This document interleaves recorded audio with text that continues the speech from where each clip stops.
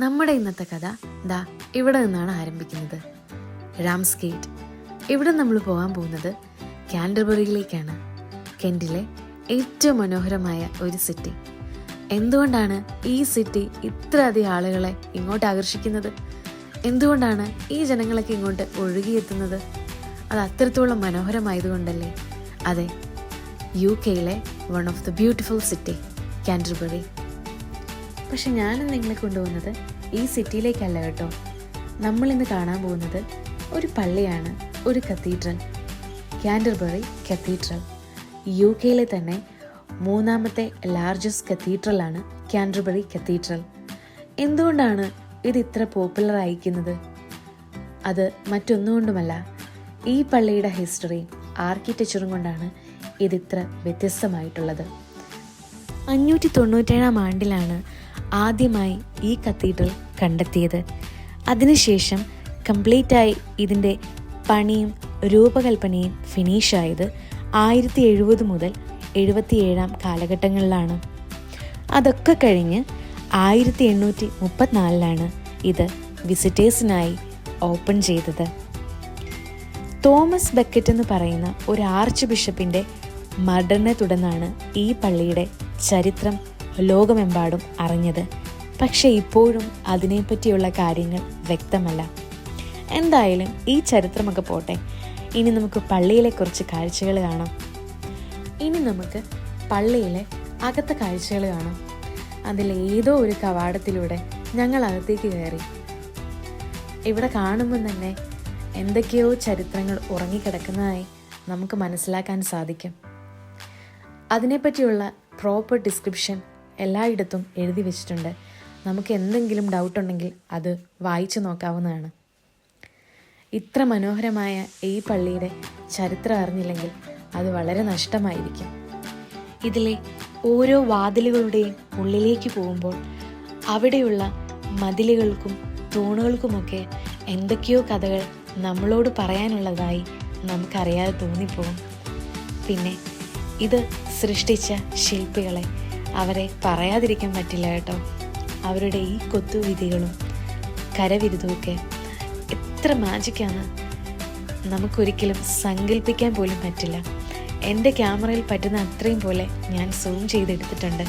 അത് കാണുമ്പോൾ നിങ്ങൾക്ക് മനസ്സിലാവും എത്ര ഭംഗിയായിട്ടാണ് അവരോരോ കാര്യങ്ങളും ചെയ്തു വെച്ചതെന്ന്. ശരിക്കും പറഞ്ഞാൽ അവരൊക്കെ ദൈവത്തിൻ്റെ കയ്യൊപ്പുള്ളവരാണെന്ന് ഇത് കാണുമ്പോൾ നമുക്ക് മനസ്സിലായി പോകും.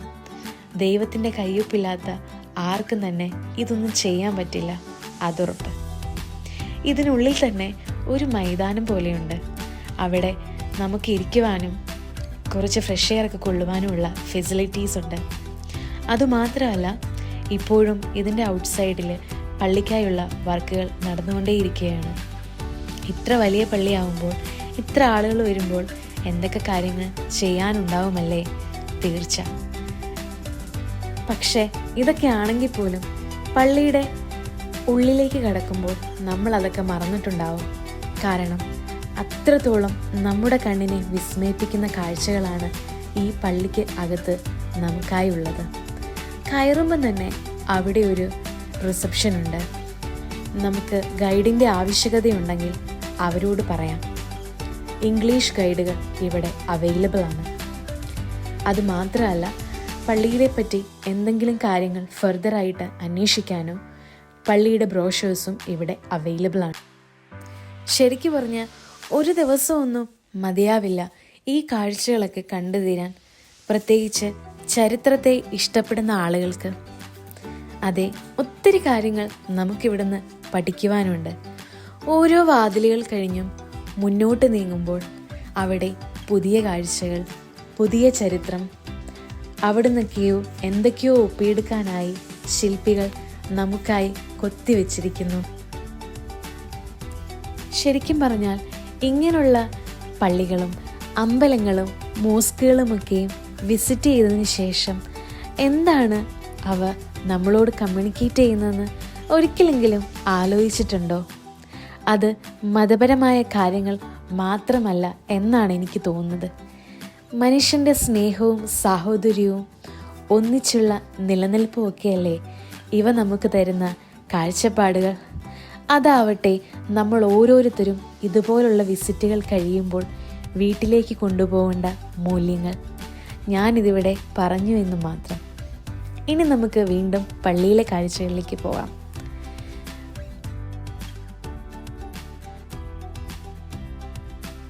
പള്ളിയുടെ ഏറ്റവും വിശുദ്ധവും കേന്ദ്രവുമായ മദ്ബഹയാണ് നമ്മളിപ്പോൾ കാണുന്നത്.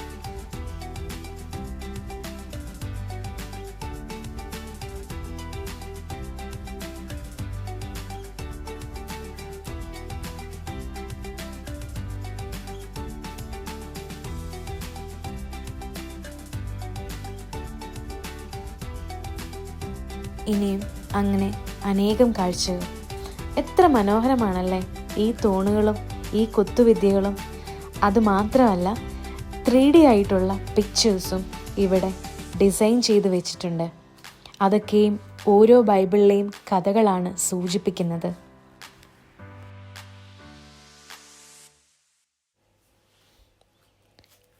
ഇവിടെ ഒരു ഗൈഡ് നിന്ന് കാര്യങ്ങളൊക്കെയും ആളുകൾക്കായി പറഞ്ഞു കൊടുക്കുന്നു. അവിടെ നിന്ന് കഴിഞ്ഞാൽ നമുക്ക് കേൾക്കാൻ പറ്റില്ല കേട്ടോ. അവർ ഹെഡ്ഫോൺ വെച്ചിട്ടാണ് അതൊക്കെ ലിസൺ ചെയ്യുന്നത്. അതുകൊണ്ട് നമുക്കതൊന്നും കേൾക്കാൻ പറ്റില്ല. അങ്ങനെ വീണ്ടും പള്ളിയിലെ കുറച്ച് കാര്യങ്ങളൊക്കെ ഒപ്പിയെടുത്ത് ഞങ്ങൾ മുന്നോട്ട് പോയി.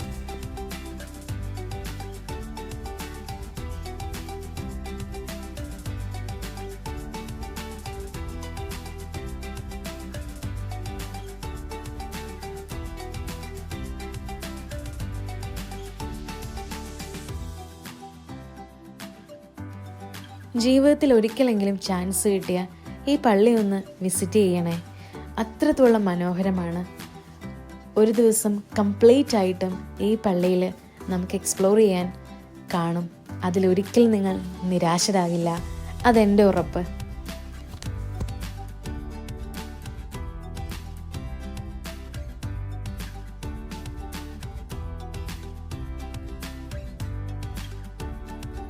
അങ്ങനെ ഒരിക്കൽ കൂടി പള്ളിയുടെ അകത്തെ ഫോട്ടോസും കാര്യങ്ങളും ഒക്കെ എടുത്തിട്ട് ഞങ്ങൾ പുറത്തേക്കുള്ള വാതിലിലേക്ക് നടന്നു.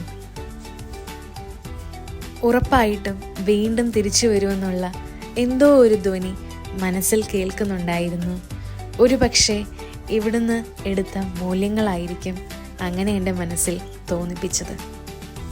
അതുമാത്രമല്ല, സഞ്ചാരികൾക്കായുള്ള ഷോർട്ട് സ്റ്റേയും ഫുഡ് ആൻഡ് ഡ്രിങ്കും ഇവിടെ അവൈലബിൾ ആണ്. ഈ വീഡിയോയിൽ നിങ്ങൾക്ക് ഏറ്റവും ഇഷ്ടപ്പെട്ട പാട്ട് ഏതാണെന്ന് തീർച്ചയായും മെൻഷൻ ചെയ്യുക. അതുമാത്രമല്ല, ഈ പള്ളി ഒരിക്കലെങ്കിലും കാണാനുള്ളൊരു വൈബ് നിങ്ങൾക്ക് തീർച്ചയായും കിട്ടിയെന്ന് ഞാൻ വിശ്വസിക്കുന്നു. Thanks for watching.